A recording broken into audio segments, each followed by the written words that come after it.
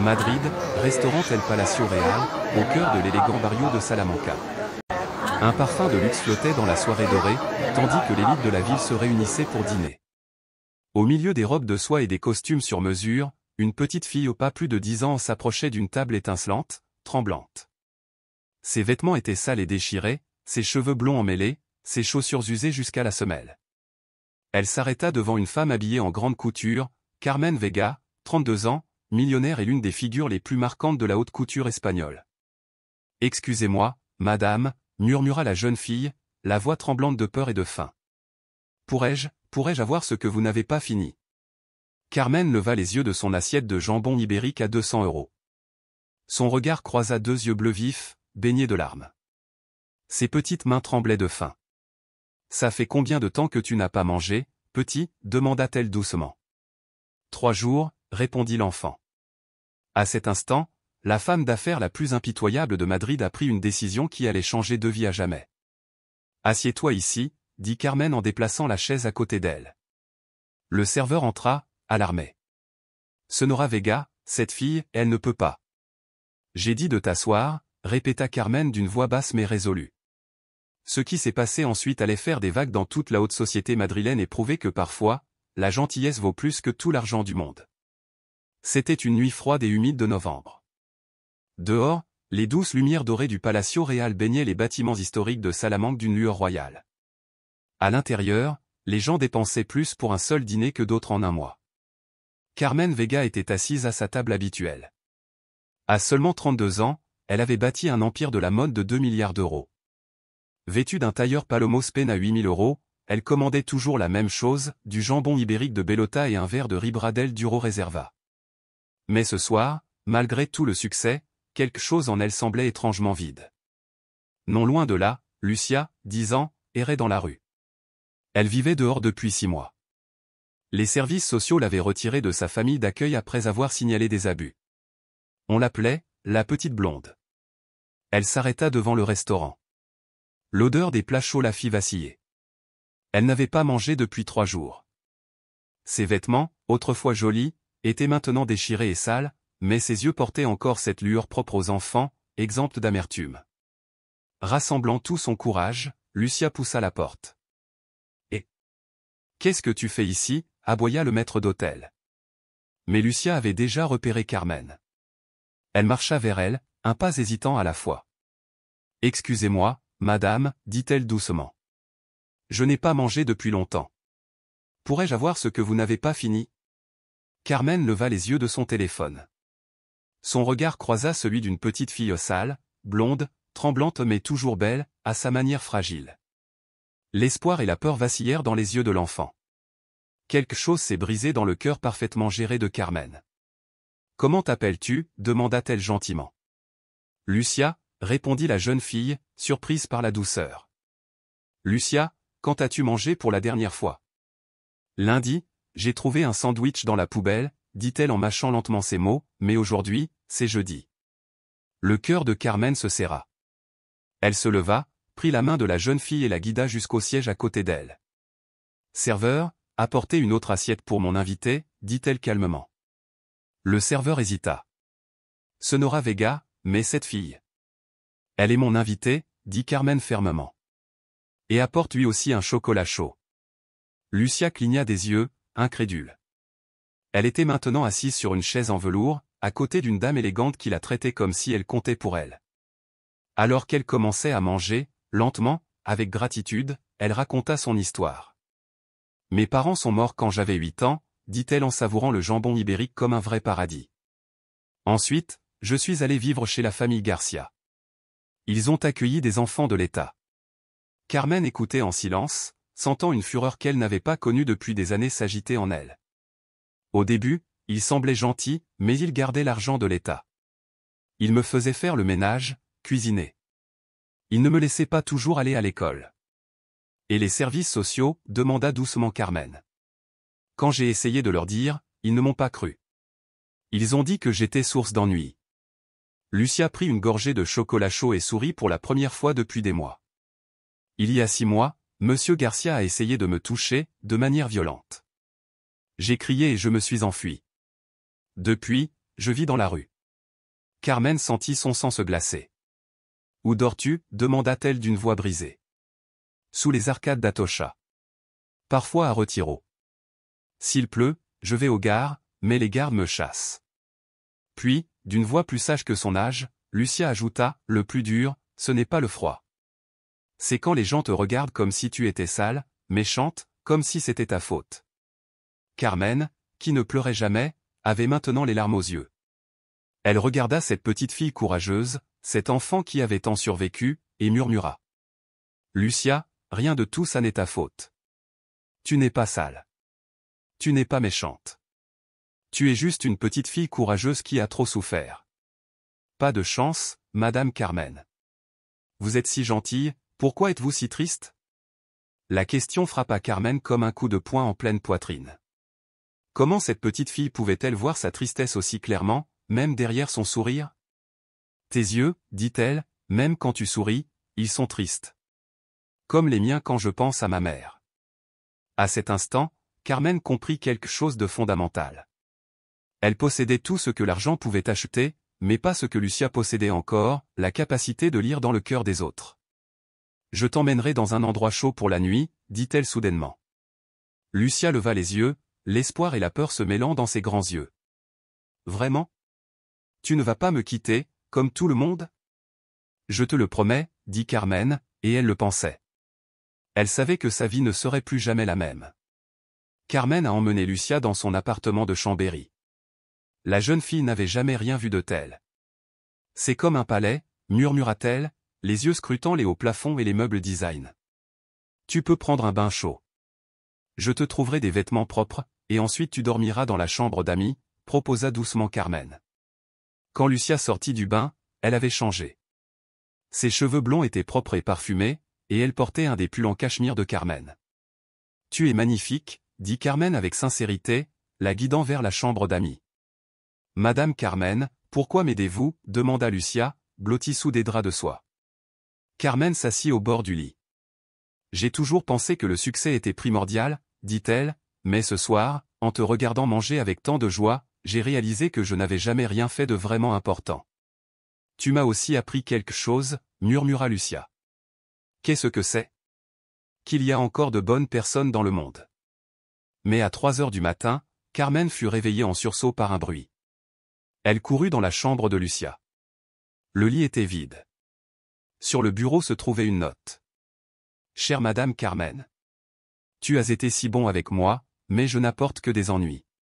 Les gens comme moi n'ont pas leur place dans les beaux endroits. Merci pour le meilleur dîner de ma vie.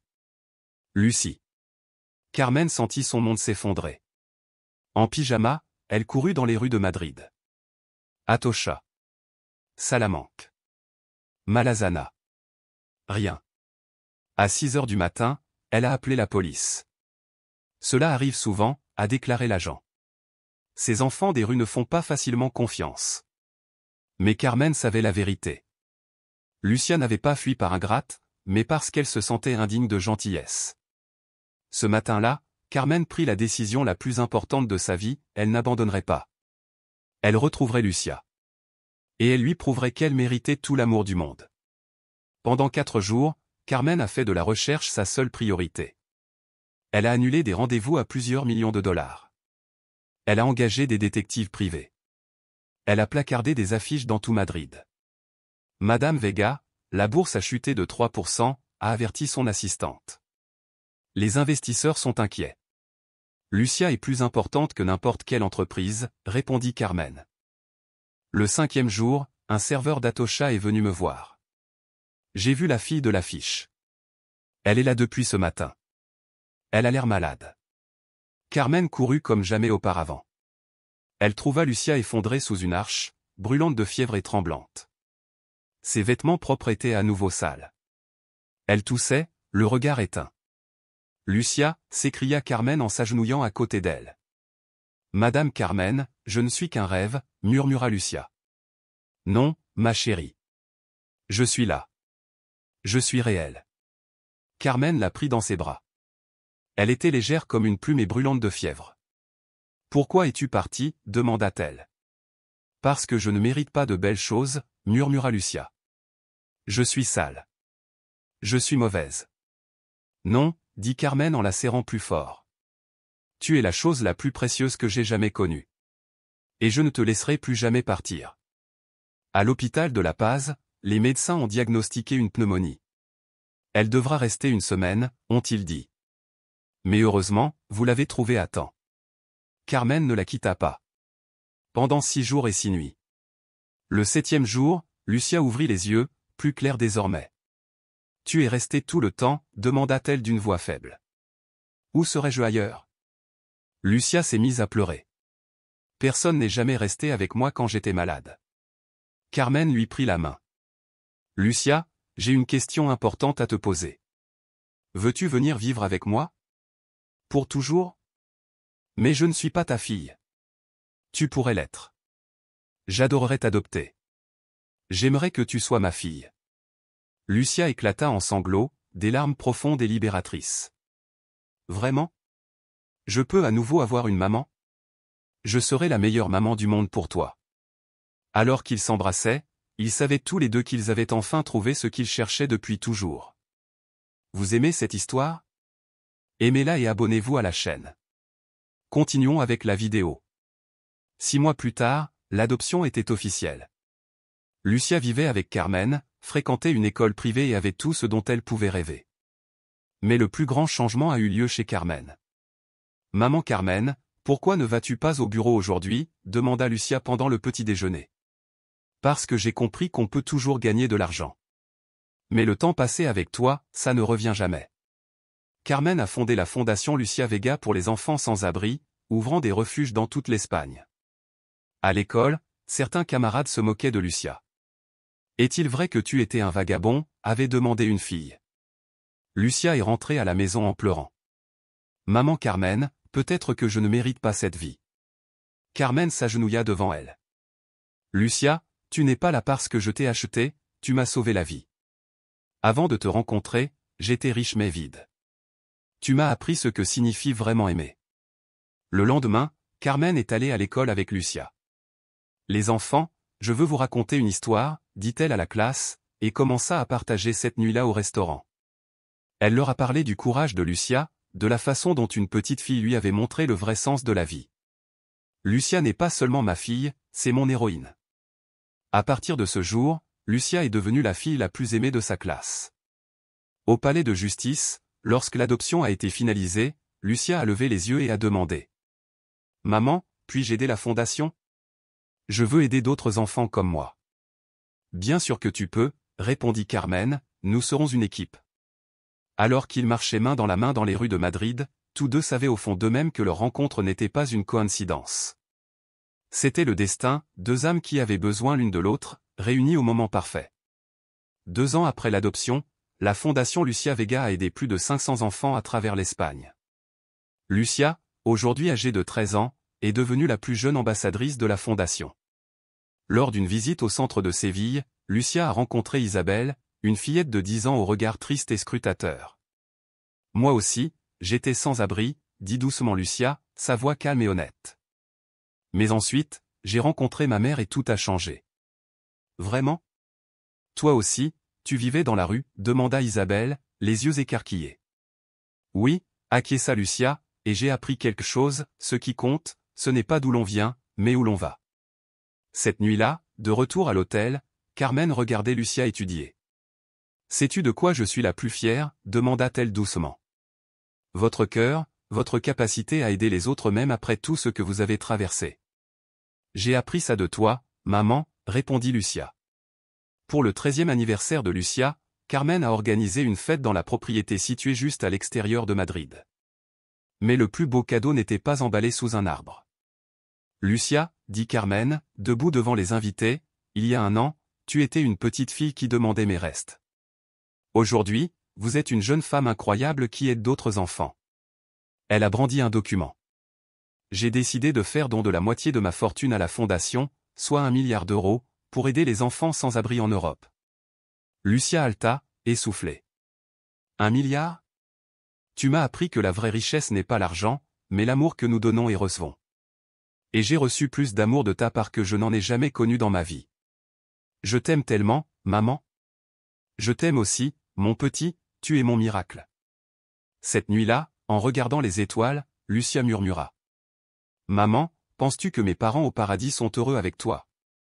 Pourquoi demandes-tu cela, mi amor? Parce que tu m'as rendu vraiment heureux. À ce moment-là, Carmen savait qu'elle avait accompli la tâche la plus difficile de toutes, construire une famille enracinée dans le véritable amour. 3 ans après cette première rencontre au Palais Royal, Lucia avait maintenant 14 ans et était devenue une adolescente extraordinaire. Elle a excellé à l'école et a dirigé les projets de la Fondation avec passion et détermination. Aujourd'hui, nous inaugurons notre 50e centre, a déclaré Lucia avec assurance devant les caméras. Chaque enfant que nous aidons est une vie changée à jamais. Depuis la dernière rangée, Carmen regardait sa fille avec des yeux remplis de larmes, pleine de fierté. Cette nuit-là, ils retournèrent au restaurant, le Palais Royal. La même table. Le même serveur. Mais cette fois, il les a accueillis avec chaleur et respect. Lucia a commandé le jambon ibérique, le même plat qu'elle avait commandé la première fois.